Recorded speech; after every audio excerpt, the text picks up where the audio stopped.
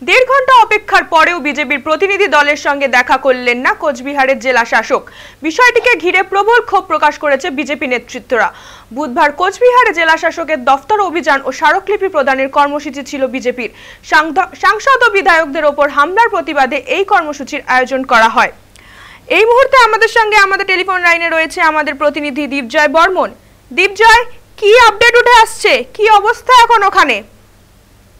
Pile, একেবারে দেখো যে উত্তরবঙ্গের যে ভয়াবহ বন্যা পরিস্থিতি তৈরি হয়েছিল, সেই বন্যা পরিস্থিতির ক্ষতিগ্রস্ত যখন দেখতে সেই এলাকায় যান বিজেপি সাংসদরা, সেই বিজেপি সাংসদ এবং বিজেপি বিধায়কদের উপর অতর্কিত হামলার প্রতিবাদে এবং দেখো যে একদিন আগেই যে তুফানগঞ্জের যে তৃণমূল এবং বিজেপির মুখোমুখি সংঘর্ষ, সেই ঘটনাকে কেন্দ্র করেই কিন্তু গোটা জেলা জুড়ে উত্তপ্ত পরিস্থিতি তৈরি হয়েছিল। আজ সেই বিভিন্ন ইস্যু নিয়ে আজ কিন্তু কোচবিহার জেলা শাসকের কাছে কিন্তু একটি ডেপুটেশন প্রদান করার কর্মসূচি নেয় বিজেপি। সেই মোতাবেক কিন্তু আজ যখন বিজেপির কর্মী সমর্থকরা বিজেপি জেলা পার্টি অফিস থেকে মিছিল করে এসে জেলা শাসকের দপ্তরের সামনে যায়, সেই সময় কিন্তু বিজেপি কর্মীদের প্রথমে ঢুকতে বাধা দেওয়া হয়। তো এরপরে কিন্তু 5 জন বিজেপির প্রতিনিধি দল, তুফানগঞ্জ বিধানসভার বিজেপি বিধায়ক মালতী রাভা রায়, কোচবিহারের আরো বিভিন্ন একাধিক বিধায়ক, তারা কিন্তু যখন জেলা শাসকের সঙ্গে দেখা করতে যান, সেই সময় তাদের জেলা শাসকের দপ্তরে ঢুকতে বাধা দেওয়া হয় এবং জেলা শাসকের দপ্তর থেকে বলা হয় তাদের সংখ্যালঘু দপ্তরে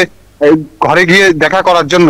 কিন্তু বিজেপি বিধায়করা এখানেই কিন্তু নারাজ হন। তারা বলেন যে আমরা কেন, কি কারণে এই সংখ্যালঘু দপ্তরে গিয়ে দেখা করবো, আমরা জেলা শাসকের দপ্তরে গিয়ে জেলা শাসকের দপ্তরে দেখা করব। এরপরে কিন্তু তারা সেখানে অবস্থান বিক্ষোভে বসে পড়েন। প্রায় 2 ঘন্টা ধরে তারা যে বিজেপি বিধায়করা এবং বিজেপি নেতৃত্বরা সেখানে অবস্থান বিক্ষোভ করেন। তার কিছুক্ষণ পরে যখন তারা জোর করে সেই জেলা শাসকের দপ্তরে ঢোকার চেষ্টা করেন, এরপরে কিন্তু হাতাহাতিতে জড়িয়ে পড়েন, পুলিশের সঙ্গে ধস্তাধস্তিতে জড়িয়ে পড়েন বিজেপি বিধায়ক মালতী রাভা রায়।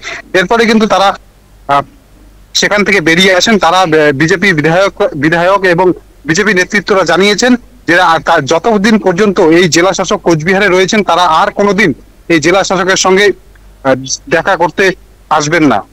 পায়েল, অসংখ্য ধন্যবাদ দীপজয় আমাদের সঙ্গে থাকার জন্য।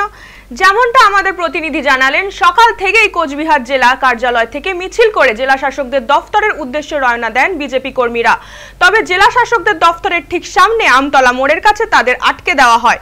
পরে 7 জনের একটি প্রতিনিধি দলকে দফতরে ঢোকার অনুমতি দেওয়া হয়, কিন্তু জেলা শাসকের সঙ্গে দেখা না করিয়েই তাদের পাঠানো হয় সংখ্যালঘু দফতরে। এই ঘটনায় ক্ষুব্ধ বিজেপির প্রতিনিধি দল সংখ্যালঘু দফতরে না গিয়ে জেলা শাসকের দফতরের সামনেই অবস্থান বিক্ষোভে বসে পড়ে।